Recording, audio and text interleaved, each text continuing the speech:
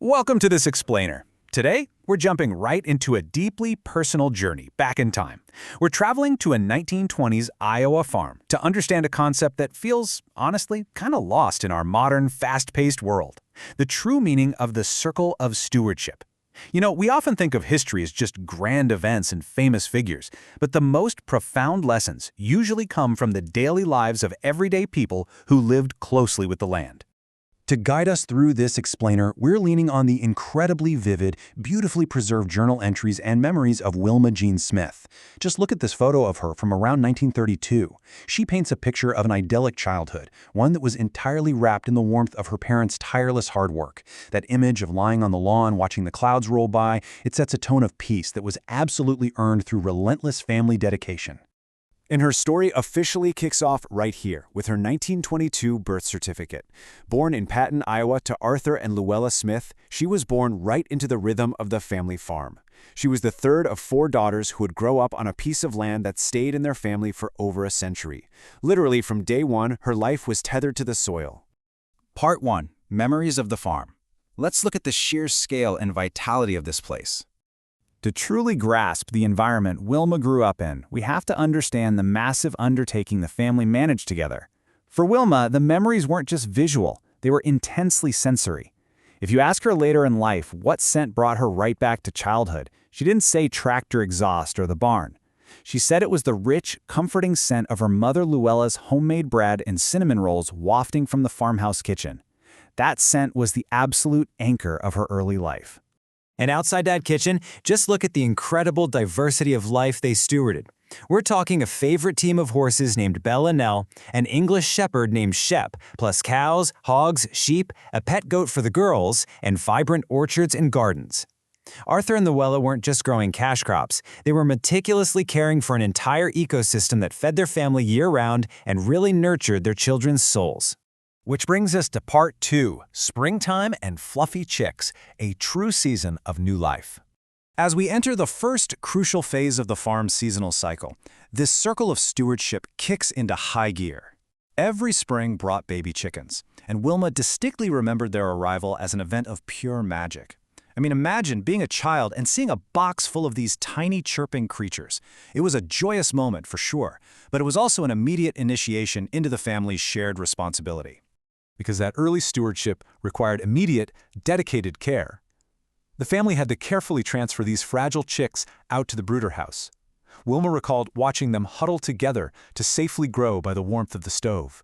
It was a daily, hands-on lesson in nurturing vulnerability, a lesson Wilma and her sisters absorbed every single spring. Let's move on to Part 3, Cultivating the Iowa Soil, focusing on Arthur's devotion. Now, while Luella and the girls were managing the chicks in the gardens, Arthur was outpouring his soul into those sprawling, dark fields. On this 1935 census data, Arthur is officially listed simply as a farmer. But to his family, his relationship with the land was so much deeper than a job title. It was almost spiritual. This quote captures the true essence of Arthur's stewardship. He had this profound, humble gratitude for the rich, black Iowa soil. He didn't just see dirt, right? He saw a divine gift that allowed him to feed his family, support his community, and quite literally, help feed the world. And the best part is, he brought immense joy to that backbreaking work. Even amidst the grueling manual labor of the 1920s and 30s, the farm was filled with music. Wilma remembered the sounds of Arthur whistling hymns and old folk songs, beautifully true to pitch, ringing out right across the fields. He found undeniable joy in his daily toil and passed that positivity right on to his daughters. Now let's head indoors for Part 4, the kitchen harvest, which was really Luella's domain.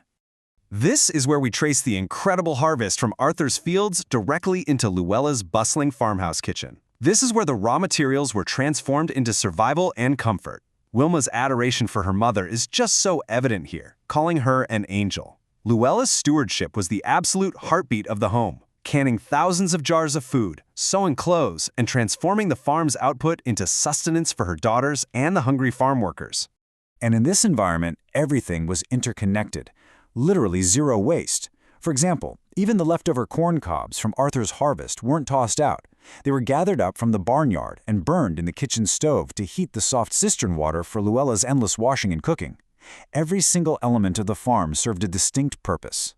And this slide brilliantly illustrates the intense physical labor required just to prepare a single meal.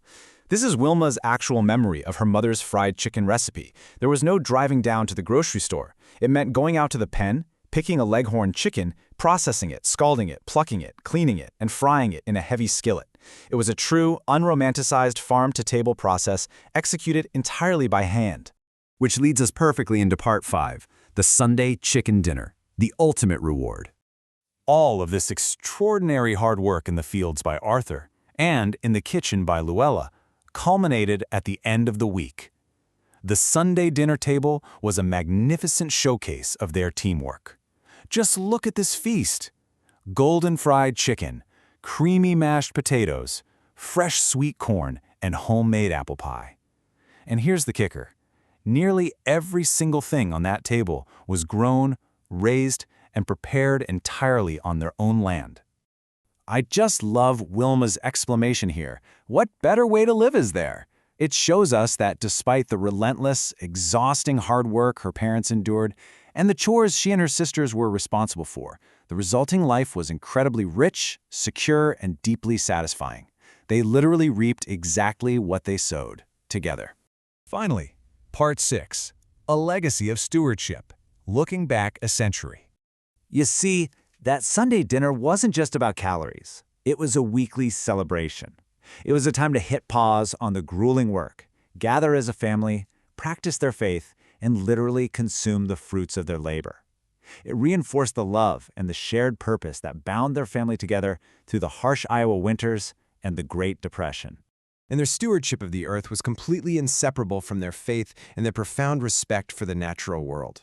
They didn't view themselves as owners of the land, but as temporary caretakers, totally entrusted with its health and vitality for the next generation.